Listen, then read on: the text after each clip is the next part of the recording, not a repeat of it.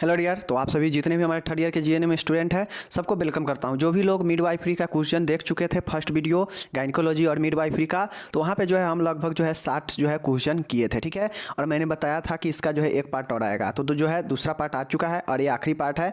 यहाँ पे जो लगभग 130 क्वेश्चन हमने लिया है, तो जो है आपका ये फिलअप से संबंधित 130 क्वेश्चन जो है यहाँ पे आज समाप्त कर देंगे, ठीक है।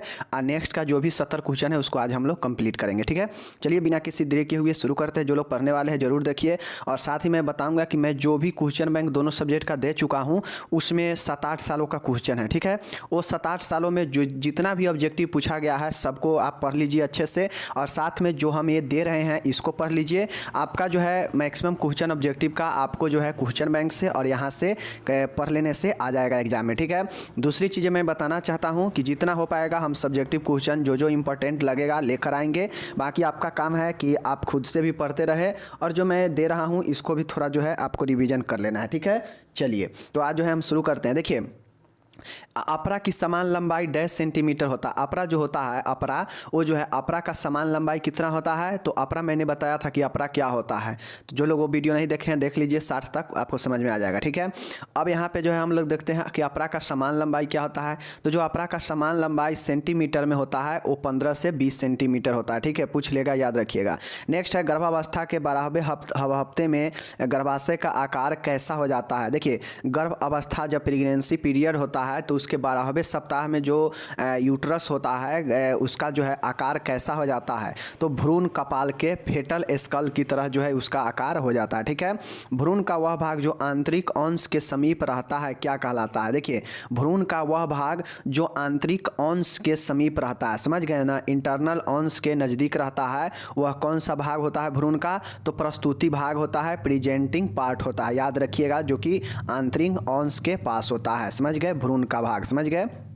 चलिए नेक्स्ट है गर्भ अवस्था में अत्यधिक उल्टी होने को क्या कहते हैं। देखिए, गर्भ अवस्था के दौरान प्रेगनेंसी में अगर ज़्यादा उल्टी होता है तो उसे क्या बोलते हैं, तो उसे जो है हम लोग बोलते हैं हाइपर एमेसिस। क्या बोलते हैं, हाइपर एमेसिस ग्रेविडेरम। ये सब हो चुका था लेकिन फिर से करा देते हैं कि गर्भावस्था के दौरान जब ज़्यादा उल्टी हो तो उसे जो है हम लोग हाइपर एमेसिस ग्रेविडेरम कहते हैं, समझ गए। नेक्स्ट है अपरा का समान वजन जो है कितना ग्राम होता है, ठीक है। देखिए यहाँ पे ग्राम में पूछ रहा है और ऊपर जो है पूछा था क्या चीज़, सेंटीमीटर में, समझ गए। तो जो अपरा का समान वजन है वह 55 ग्राम होता है, ठीक है। और ऊपर क्या था, तो ऊपर था अपरा का लंबाई, अब ये है अपरा का वजन, ठीक है। लंबाई और वजन में अंतर होता है, ठीक है। चलिए नेक्स्ट देखते हैं, निषेचित अंडे का गर्भाशय से बाहर आरोपण क्या कहलाता है। निषेचित जो अंडा होता है तो उस निषेचित अंडे को गर्भाशय से बाहर आरोपित किया जाता है, उससे जो हम लोग एक्टोपिक प्रेगनेंसी कहते हैं। ये भी हमने बता चुका हूँ कि ये जो है शॉर्ट क्वेश्चन के लिए भी इंपॉर्टेंट है, ठीक है।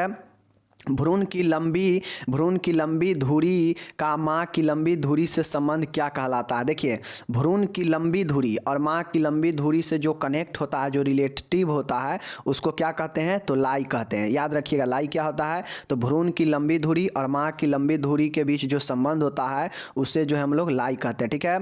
यदि किसी स्त्री का LMP 18 मार्च 2014 को है तो उसका EDD जो है कब होगा, ठीक है। तो उसका जो है कब होगा, 25 दिसंबर 2000 कितना होगा, 14, समझ गए। देखिए, ये तीसरा महीना है और ये आपका 12वां महीना है। कितने महीना हो गया, 9 महीने हो गए, समझ गए। ये आपका होता है स्टार्टिंग पीरियड होता है प्रेगनेंसी का। गर्भधारण जब वो 18 मार्च 2014 को अगर की है तो उसका जो डिलीवरी का समय होगा वो आपका 25 दिसंबर 2014 होगा, ठीक है। अब कैलकुलेट कर लीजिए कितना दिन हुआ, कितना महीना हुआ, ठीक है। नेक्स्ट देखिएगा, नवजात शिशु के स्तनों से निकलने वाले दूध रूप द्रव को क्या कहते हैं। नवजात शिशु के स्तनों से निकलने वाले दुग्ध रूप द्रव को क्या कहते हैं, तो इसे जो हम लोग बीचेज मिल्क कहते हैं। क्या कहते हैं, बीचेज मिल्क कहते हैं। जो नवजात शिशु होता है ना उसके स्तन से निकलता है तो उसे जो हम लोग बीचेज मिल्क कहते हैं, ठीक है, याद रखिएगा। अम्बलाइकल कॉर्ड में डैश वेन एवं डैश आर्टरी होती है। देखिए, जो अम्बलाइकल कॉर्ड होता है जो मतलब जो जो आहार जो आपका नाभि नाल होता है उसमें जो है वेन और आर्टरी कितना होता है, तो एक वेन होता है, 2 आर्टरी होता है, ठीक है, याद रखिएगा। अम्बिलिकल कॉर्ड में जो है एक वेन और 2 आर्टरीज होता है, समझ गए। चलिए नेक्स्ट है आपका, यदि भ्रूण की हृदय गति में 20 बीट की कमी या बढ़त हो तो यह क्या चिन्ह जो है होता है, समझ गए। अगर जो भ्रूण होता है, जो फेटल है, उसमें जो हृदय का गति है वो अगर 20 बीट मतलब क्या, धड़कन, अगर 20 बीट जो है कि कमी या बढ़त हो तो उससे जो है कौन सा चिन्ह कहते हैं, तो भ्रूण तनाव, फीटल डिस्ट्रेस जो है बोलते हैं, समझ गए। चलिए नेक्स्ट देखते हैं हम लोग। 72 नंबर प्रश्न है, बहुत शानदार प्रश्न है कि यदि गर्भाशय की निष्क्रिय क्रिया, गर्भाशय की निष्क्रिय को क्या कहते हैं, मतलब जो गर्भाशय है उसमें डीएक्टिवेट होता है तो उसे क्या बोलते हैं, तो उसे जो हम लोग इनर्सिया बोलते हैं, याद रखिएगा। गर्भाशय की निष्क्रिय को इनर्सिया बोलते हैं, ठीक है। चलिए नेक्स्ट हम लोग देखते हैं, यहाँ पे बहुत शानदार प्रश्न है कि नवजात शिशु का पिछला फंटली डैश महीने में बंद हो जाता है, ठीक है। देखिए जो नवजात शिशु होता है उसका जो फंटली होता है, पिछला जो फंटली होता है वो कितने महीने में बंद हो जाता है, तो 1.5 महीने में बंद हो जाता है, पिछला याद रखिएगा, ठीक है। अब यहाँ पे हम लोग देखते हैं एक होता है एंटीरियर, एक होता है पोस्टीरियर। तो एंटीरियर फंटली जो है कितने महीनों में बंद होता है, तो 18 महीने के आसपास, ठीक है। और ये एंटीरियर और पोस्टीरियर जो है 1.5 महीने में ही बंद हो जाता है, ठीक है। चलिए अब हम नेक्स्ट देखते हैं, मासिक धर्म में प्रोलिफेरेटिव अवस्था डैश हार्मोन का मुख्य कार्य करती है। देखिए मासिक धर्म में प्रोलिफेरेटिव अवस्था डैश हार्मोन का मुख्य कार्य करती है, तो ईस्ट्रोजन का, समझ रहे हैं ना। ईस्ट्रोजन हार्मोन का मुख्य कार्य कौन करता है, प्रोलिफेरेटिव अवस्था, समझ गए। चलिए नेक्स्ट है 75, जब प्रसव की पहली एवं दूसरी अवस्था की अवधि 18 घंटे से अधिक है तो उसे डैश प्रसव कहते हैं, समझ गए, ठीक है। यहाँ पे देख लिया आप लोग। चलिए अब नेक्स्ट हम लोग यहाँ पे देखते हैं, देख लिए कि मासिक धर्म में जो प्रोलिफेरेटिव अवस्था होता है कौन सा मुख्य हार्मोन कार्य करता है, तो ईस्ट्रोजन, समझ गए। चलिए नेक्स्ट है आपका 75 कि जब प्रसव की पहली एवं दूसरी अवस्था की अवधि 18, मतलब जो प्रसव होता है उसका पहली एवं जो दूसरी अवस्था की अवधि होता है अगर 18 घंटे से अधिक हो तो उसे कौन सा प्रसव बोलते हैं, तो दीर्घकालिक मतलब प्रोलॉन्ज बोलते हैं, समझ गए। चलिए नेक्स्ट आप देखते हैं यहाँ पे कि पुरुष पेडू को डैश कहते हैं, मतलब जो पुरुष पेडू होता है उसको क्या बोलते हैं, तो उसे जो है हम लोग एंड्रॉइड श्रोणी बोलते हैं, एंड्रॉइड पेल्विक बोलते हैं, समझ गए, एंड्रॉइड पेल्विस बोलते हैं, समझ गए, पुरुष पेडू को, समझ गए। पेडू मतलब पेरू, पेरू जो होता है ना, पेरू आप लोग गांव के भाषा में देखते होइएगा कि पेरू लोग कहता है ना कि पेरू के पास दर्द है या पेरू में दर्द है, ये सब होता है ना। तो उसी प्रकार से स्त्री में भी पेरू होता है और जो जेंट्स में पेरू होता है उसे जो हम लोग एंड्रॉइड पेल्विस बोलते हैं, समझ गए। चलिए नेक्स्ट है कि ब्रीच प्रस्तुति का प्रस्तुति व्यास कितना होता है, जो ब्रीच प्रस्तुति होता है इसका प्रस्तुति व्यास कितना होता है, तो बाई ट्रोकेंटिव 9.5 सेंटीमीटर इतना जो है व्यास होता है ब्रीच प्रस्तुति का, समझ गए। बाई ट्रोकेंटिव होता है जिसका 9.5 सेंटीमीटर व्यास होता है, समझ गए। नेक्स्ट है आपका जिन क्रिया के द्वारा जननेंद्रिया अपनी गर्भ अवस्था से पहले ही अवस्था में आ जाते हैं उस क्रिया को क्या कहते हैं। देखिए कि जिन क्रिया के द्वारा जननेंद्रिय मतलब जो जनन करने वाला इंद्रिय हैं अपनी गर्भ अवस्था से पहले ही अवस्था में आ जाते हैं उस क्रिया को क्या कहते हैं, इवोल्यूशन कहते हैं, समझ गए। मतलब वैसा जनन इंद्रियां जो अपने गर्भ अवस्था में से पहले ही अपने अवस्था में आ जाता है तो उसे क्या कहते हैं, इवोल्यूशन कहते हैं, समझ गए। नेक्स्ट देखिएगा कि 22 हफ्ते पश्चात यदि समय से पहले अपरा अलग हो जाए तो यह दशा क्या कहलाती है, तो एबर पसिसो प्लेसेंटा बोलते हैं, समझ गए। क्या बोलते हैं, एबर पटिसो प्लेसेंटा बोलते हैं, समझ गए, एबर पसियो प्लेसेंटा बोलते हैं। 22 हफ्ते पश्चात मतलब 22 हफ्ते के बाद यदि समय से पहले अपरा अलग हो जाए तो यह दशा जो है कहलाता है एयर पीसो प्लेसेंटा, एबर पीसो प्लेसेंटा, समझ गए, एबर पप्सियो प्लेसेंटा, याद रखिएगा जैसे भी याद रखे, समझ गए। चलिए एबर पप्सियो प्लेसेंटा, समझ गए। नेक्स्ट आपका देखिएगा गर्भ अवस्था के डैश और डैश महीने में टेटनस का टीका लगाना चाहिए। देखिए गर्भ अवस्था जब होता है तो कितने महीने में टेटनस का टीका लगाना चाहिए, तो 5वें और 6ठे महीने में जो है टीका लगा देना चाहिए, समझ गए। चलिए नेक्स्ट देखते हैं कि पोस्टेरियर प्यूटरिट ग्रंथि से निकलने और बच्चे के स्तन के समय दूध को निष्कासित करने वाला हार्मोन होता है। तो वह कौन सा हार्मोन होता है जो आपका प्यूटरिट ग्रंथि से निकलने और बच्चे के स्तनपान के समय दूध को निष्कासित करने वाला हार्मोन होता है। तो दूध को कौन निकालता है? ऑक्सीटोसिन निकालता है। ठीक है, नेक्स्ट है भ्रूण में प्रस्तुति का दिशा निर्देश करने वाला भाग को डैश कहते हैं। मतलब जो भ्रूण होता है, जो फेटल है, उसके प्रस्तुति का दिशा निर्देश करने वाला जो भाग होता है उसे क्या कहते हैं? तो डिनोमिनेटर कहते हैं। ठीक है, यह क्या करता है? भ्रूण को दिशा निर्देश देता है और यह जो है भ्रूण में प्रस्तुति का दिशा निर्देश करने वाला भाग को डिनोमिनेटर कहते हैं। समझ गए? डिनोमिनेटर क्या होता है कि भ्रूण को प्रस्तुति के लिए दिशा निर्देश करता है। समझ गए? चलिए नेक्स्ट आपका देखिएगा, 28 सप्ताह के बाद वह प्रसव से पूर्व योनि से होने वाले रक्तस्राव को क्या कहते हैं? देखिए 28 सप्ताह के जब गर्भ हो चुका है तो 28 सप्ताह के बाद और जो है प्रसव मतलब डिलीवरी से पहले और 28 सप्ताह के बाद जो रक्तस्राव होता है उसे क्या बोलते हैं? तो एंटीपार्टम हेमरेज बोलते हैं। एंटीपार्टम रक्तस्राव बोलते हैं। समझ गए? एंटीपार्टम हेमरेज बोलते हैं। ठीक है, नेक्स्ट है गर्भाशय विस्तारण गर्भ अवस्था का डैश चिन्ह है।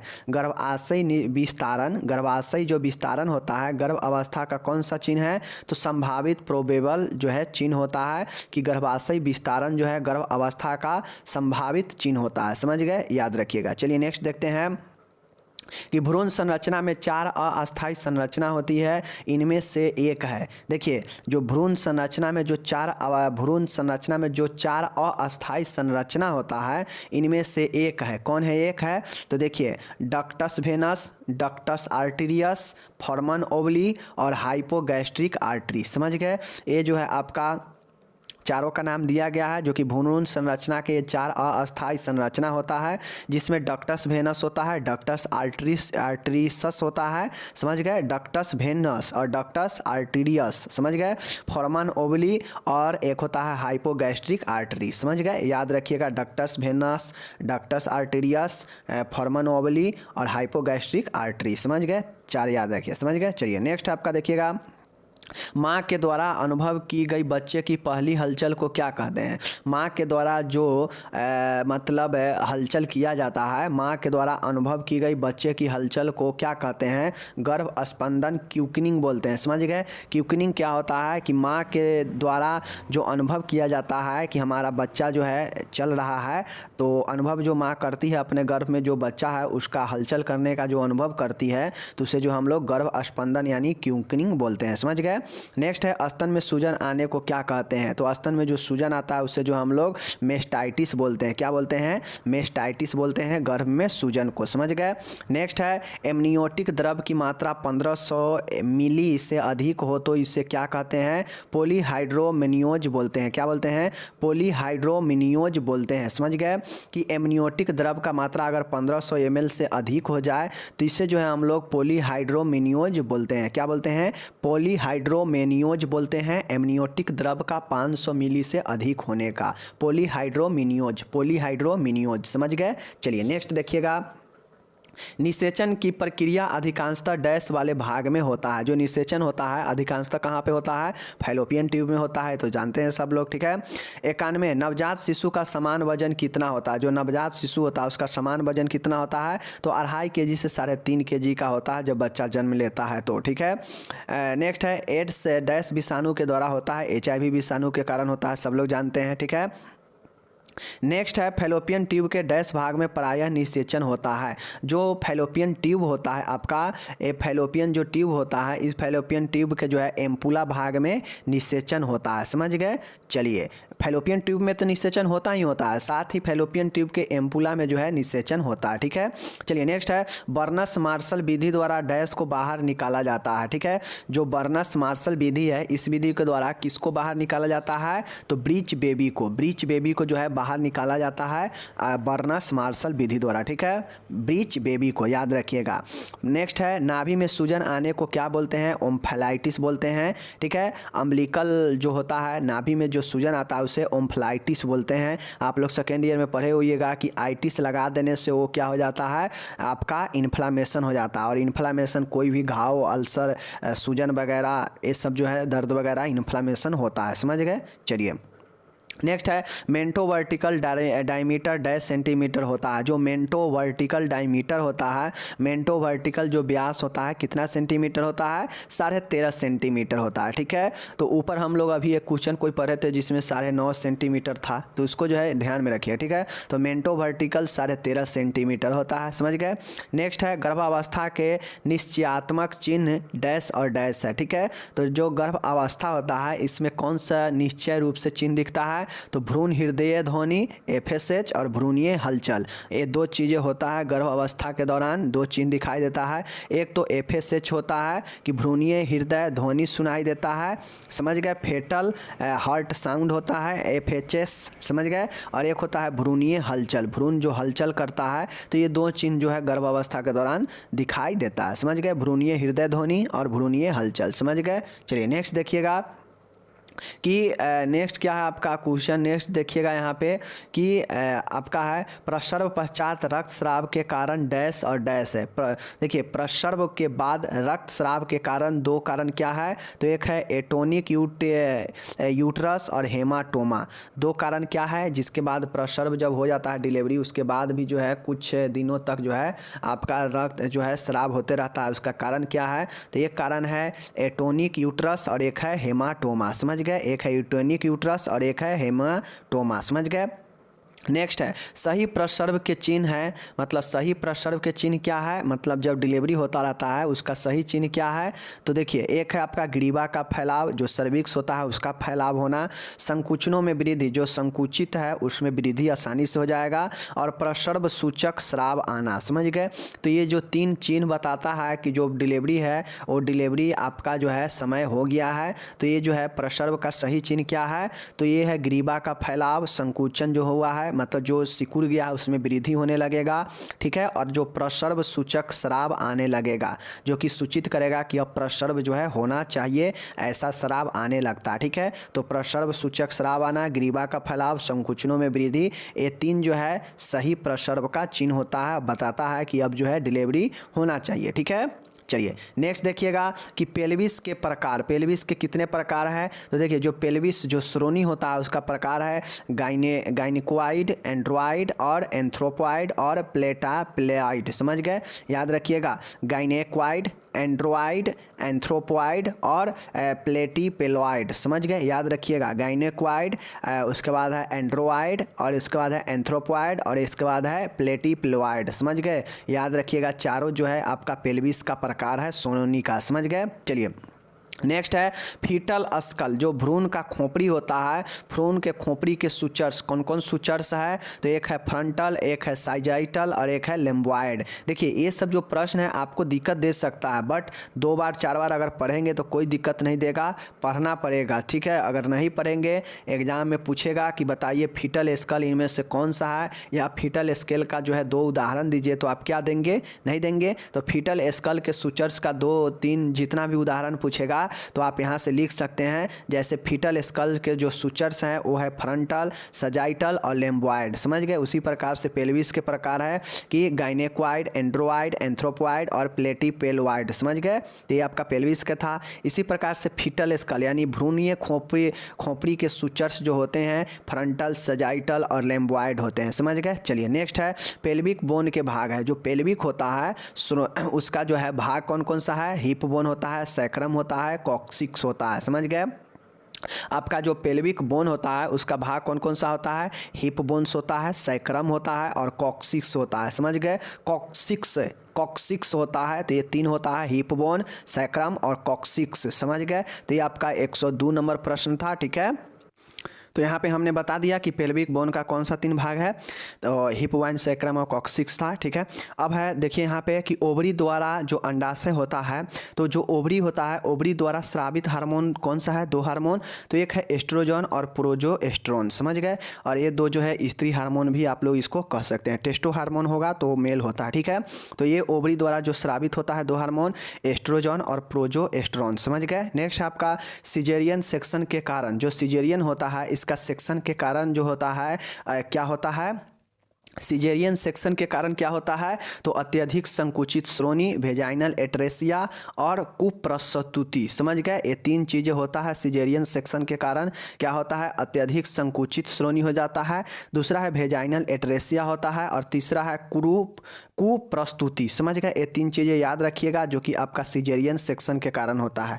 एक है अत्यधिक संकुचित श्रोणि, एक है वेजाइनल एट्रेसिया, और तीसरा है कुप्रस्तुति। समझ गए, तीन चीज़ें याद रखिएगा। समझ जो कि सिजेरियन सेक्शन के कारण होता है कि अत्यधिक संकुचित श्रोणि, वेजाइनल एट्रेसिया और कुप्रस्तुति। समझ गए। चलिए नेक्स्ट आपका कि फीटल डिस्ट्रेस के कारण, मतलब फीटल डिस्ट्रेस के कारण क्या होता है, तो एक होता है कार्ड प्रोलैप्स, एक होता है कॉर्ड प्रोलैप्स हो जाता है, प्लेसेंटा एब्रापेसियो होता है, और मातृ हाइपोटेंशन होता है। समझ गए, मातृ हाइपोटेंशन होता है। तीन चीज़ें याद रखिएगा फीटल डिस्ट्रेस के कारण। अगर फीटल डिस्ट्रेस हो जाता है, भ्रूणीय तनाव अगर होता है, तो क्या क्या कारण होता है भ्रूणीय तनाव होने का, तो एक होता है कार्ड प्रोलैप्स हो जाता है, प्लेसेंटा एब्रापेसियो होता है, मातृ हाइपोटेंशन होता है। ठीक है, तीन चीज़ें याद रखिए। देखिए मैं यहाँ पे कितना भी बता दूंगा, आप इसको प्रैक्टिस नहीं करेंगे, दिमाग में नहीं बैठेगा। ठीक है, ये चीज़ें हैं। समझ गए, तो ये चीज़ें याद रखिएगा।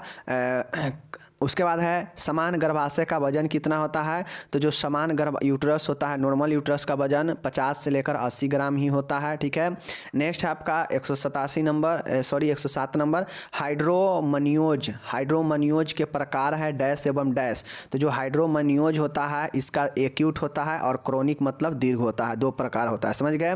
नेक्स्ट है प्रसव के उपरांत, मतलब प्रसव के बाद गर्भाशय से आने वाला स्राव क्या कहलाता है, ऊपर पढ़े लोकिया होता है, जो कि प्रसव के बाद जो है यूट्रस से जो आपका स्राव आता है। समझ गए। चलिए नेक्स्ट है गर्भाशय की दीवारें होता है एंडोमेट्रियम, मायोमेट्रियम और पेरीमेट्रियम। ठीक है, पेरीमेट्रियम बाहरी, मायोमेट्रियम आंतरिक, और एंडोमेट्रियम और आंतरिक, मतलब मायो मतलब मध्य वाला और एंडो मतलब सबसे आंतरिक। समझ गए। चलिए गर्भाशय के कार्य क्या है, तो गर्भाशय का कार्य है कि ओवम को सर्विक्स से लेकर निषेचन के लिए अंडवाहिनी तक ले जाना। जो यूट्रस होता है, जो गर्भाशय होता है, गर्भाशय का काम होता है कि जो अंडा होता है, जो अंडाणु होता है, जो ओवम है, तो ओवम को जो है सर्विक्स से लेकर निषेचन के लिए अंडवाहिनी तक ले जाना। समझ गए, ये चीज़ें आपका होता है गर्भाशय का कार्य। समझ गए।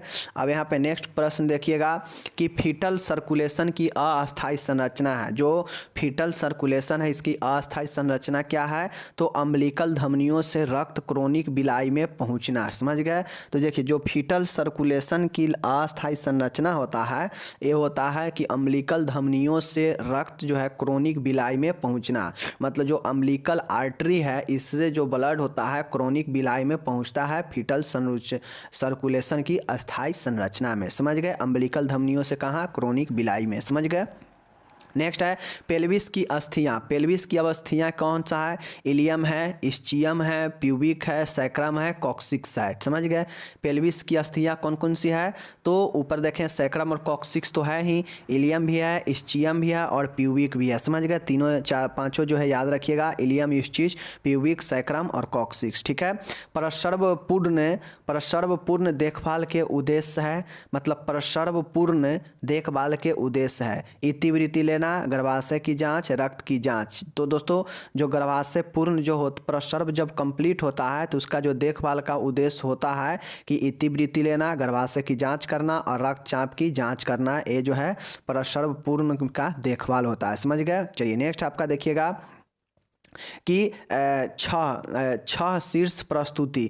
छह शीर्ष प्रस्तुति कौन कौन सा है, चेहरा प्रस्तुति है, भौं प्रस्तुति है, नितंब प्रस्तुति है, कंधा प्रस्तुति है, उसके बाद लिफेलिक प्रस्तुति है, कंपाउंड प्रस्तुति है। ठीक है, ये चार प्रस्तुति आपसे जो है कोई प्रस्तुति पूछ देगा दो चार प्रस्तुति के बारे में, तो आपको जो है बता, प्रस्तुति मतलब क्या, ऑब्स्ट्रैक्ट होता है। समझ गए। तो ऑब्स्ट्रैक्ट जो होता है प्रस्तुति, ये आपका होता है छह जो प्रस्तुति होता है, चेहरा, भौं, नितंब, कंधा, सिफेलिक और कंपाउंड। तो ये छह को याद रखिएगा। ठीक है। चलिए नेक्स्ट देखते हैं यहाँ पे नेक्स्ट आप लोग यहाँ पे देखिए शानदार प्रश्न है, प्रसव आरंभ होने के कारण जो है क्या क्या होता है, तो गर्भाशय का विस्तार होता है। ठीक है, जब प्रसव आरंभ होता है तो जो प्रसव आरंभ होता है तो वहाँ पे क्या होता है, गर्भाशय का विस्तार होता है, हार्मोन का प्रभाव होता है, आंवला का प्रभाव होता है, आंवल का प्रभाव है, तंत्रिकीय प्रभाव है।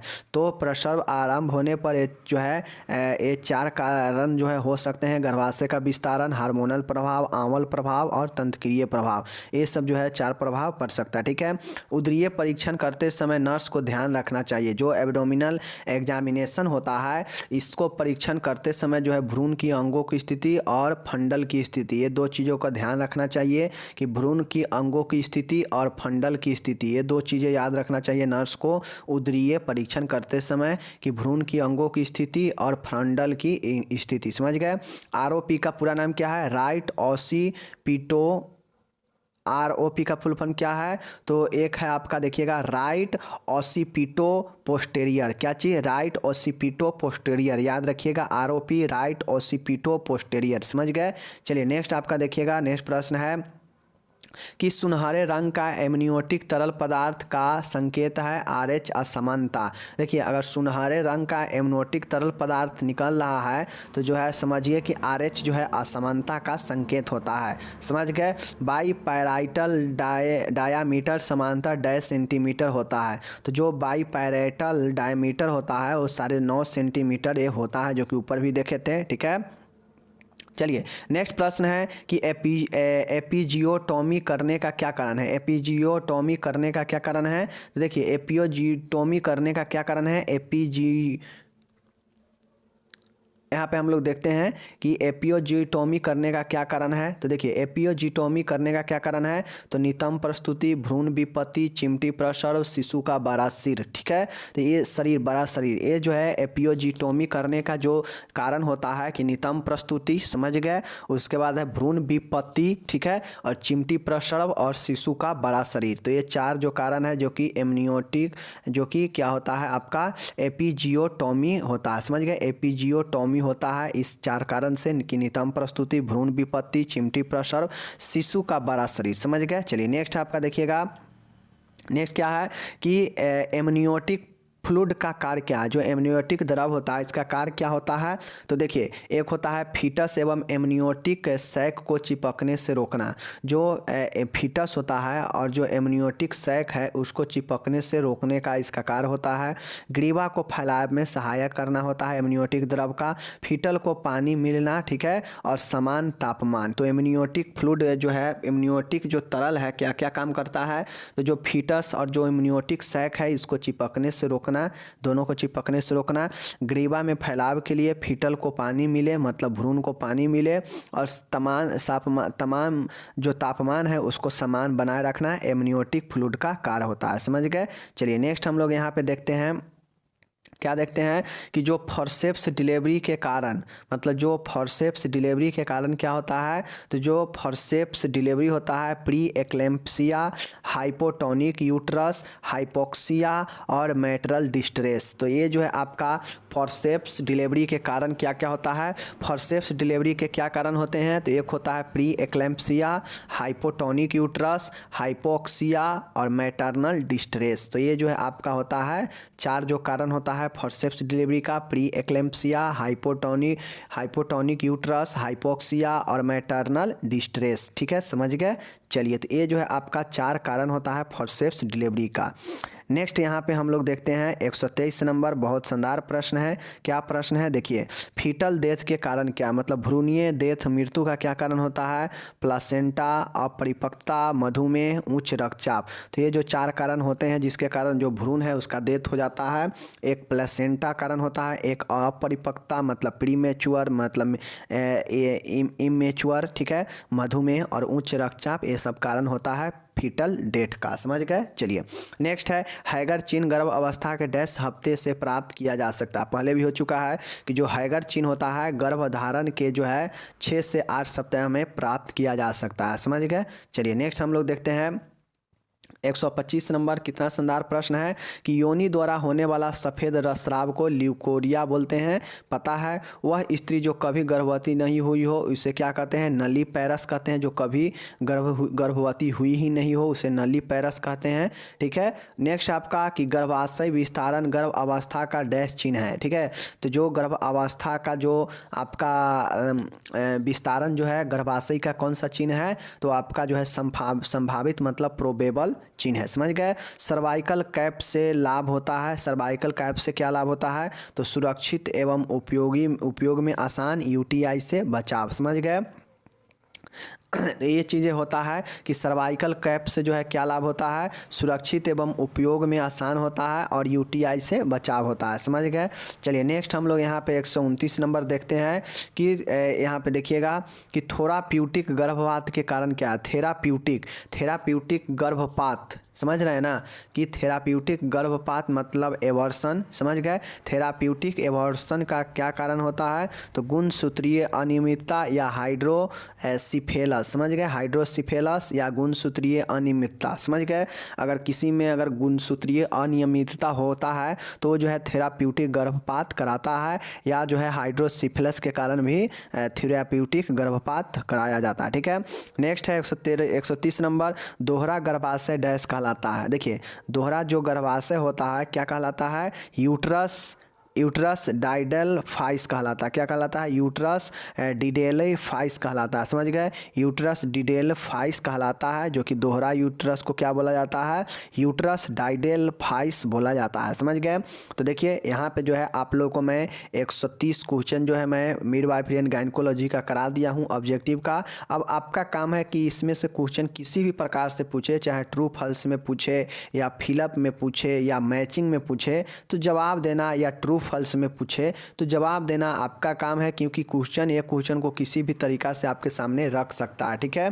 तो बाकी मैंने 130 क्वेश्चन यहाँ करा दिया, और बाकी जो कम्युनिटी हेल्थ नर्सिंग सेकेंड का जो मैंने 50 क्वेश्चन कराया था पिछले वाला वीडियो में, उसका जो बच्चा है वो अगले वीडियो में आपका आ जाएगा। ठीक है। आप लोग देखते रहिए यहाँ भी, और खुद से भी पढ़िए, एग्जाम नज़दीक है। सभी स्टेट के लिए जो है रामबाण है ऑब्जेक्टिव, ऐसा नहीं है कि सिर्फ एक ही स्टेट के लिए है। ठीक है।